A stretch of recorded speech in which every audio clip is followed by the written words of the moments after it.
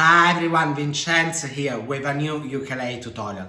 This week, let's learn how to play Back to Black by Amy Winehouse. First of all, let me tell you the chords that you need for this one. They are D minor, G minor, B flat major 7, A and F. So, let me show you the chord shapes. Of course, if you already know them, simply skip this part. So you have D minor, G minor, B flat major 7. By the way, if you're struggling with B flat, you can use B flat major 7 all the time. For this song, it works the same. Then we have A and F. Let's start working on the strumming patterns. In this ukulele tutorial, I will be teaching you the entire song, and so you're gonna be looking at more than one strumming pattern. By the way, this is in the original key so that you can play along with the record. Let's start from the verse. The strumming pattern for the verse goes like this: 3, 4, down, muted, up, muted. Again, 3, 4, down, muted, up, muted. Down, muted, up, muted.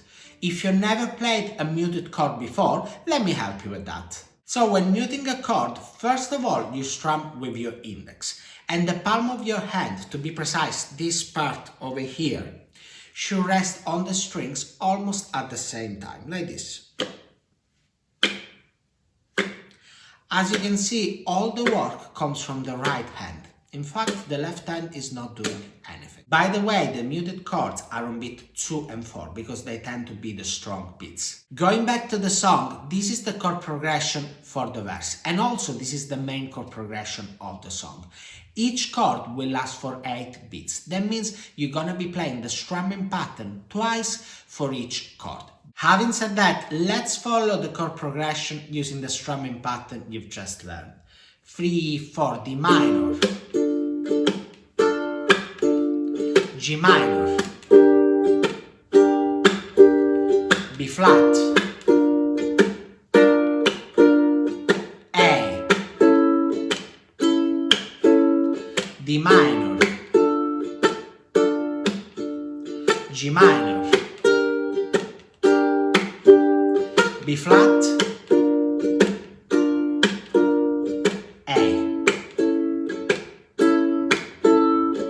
Okay, so I have an alternative strumming pattern for you. You can use this for the third verse, or even better, for the first 2 verses. This one is easier and it does more or less what the piano does in the song. So it goes like this: 3, 4, down, down, down, down. Very, very easy. One more time: 3, 4, down, down, down, down. Each chord has to be staccato, which means shorter. Now, in order to achieve this sound, I'm lifting up the fingers of my left hand between one strum and the other, like this. You see? To get the best staccato sound you can, let me tell you that when I play D minor, I'm muting the first string using my index. You see? When I play G minor, I'm muting the 4th string using the thumb. When I play A, I have 2 open strings, so I can aim to mute them with my index, like this. Or I can use the ring finger and the pinky to help me stop the sound, like this. Personally, I prefer this second option. Just to clarify, yes, everything is down, but it's not this sound. It's not this, it's this. 3, 4. Now, let me play the verse using this strumming pattern. 3, 4, D minor, D minor, G minor, G minor, B flat, B flat, A, and so on and so on. Remember, when you practice this strumming pattern or any other strumming patterns, make sure to use a metronome or the backing track of the song. Time for the chorus. Let's learn a different strumming pattern so that you can highlight that something is changing in the song. The strumming pattern for the chorus goes like this. 3, 4, down, down, up, down, up, down. One more time. 3, 4, down, down, up, down, up, down. This is the chord progression. It is the same as before. However, at the end of the chorus, we play an extra A that will last for 8 beats. For this extra A, all you have to do is strum down once.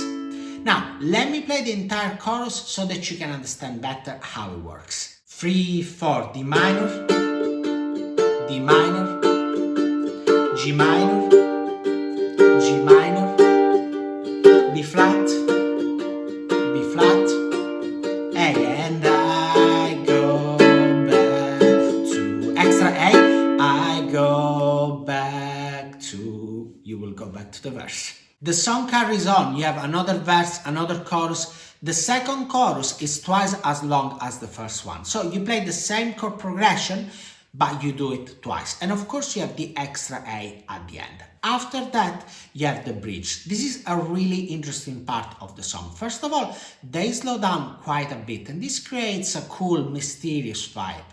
The bridge really lets the song breathe, but a little bit in a sinister way, let's say. Anyway, the strumming pattern for the bridge is really simple. You just strum down every 4 beats, like this. 1, 2, 3, 4. 1, 2, 3, 4. 1, 2, 3, 4. And so on and so on.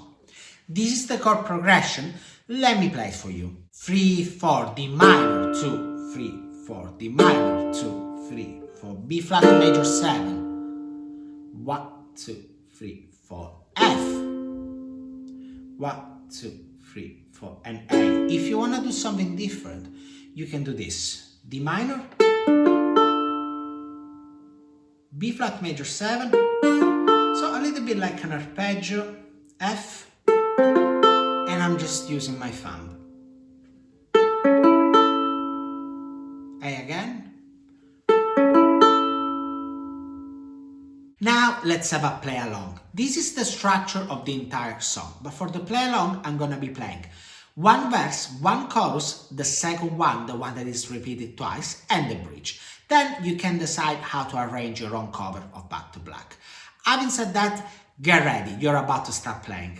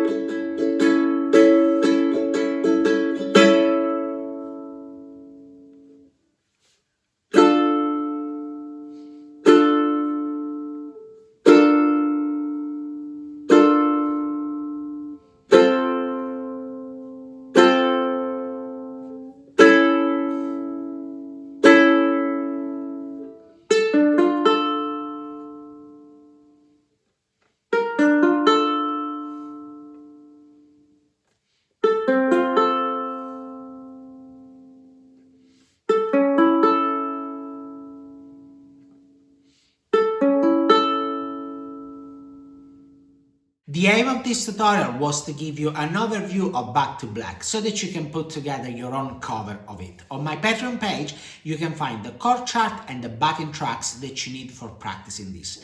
You have 3 backing tracks, one at the original tempo, one slower and one even slower. That's all for now. Don't forget that if you learned something from this video and you would like to say thank you, you can buy me a coffee, link in the description.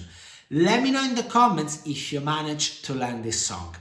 And by the way, if you want to take your playing to the next level, make sure to check out my new live group course. Again, you can find the link in the description. And of course, if you like this video, don't forget to subscribe to my channel so that you don't miss any of my new tutorials.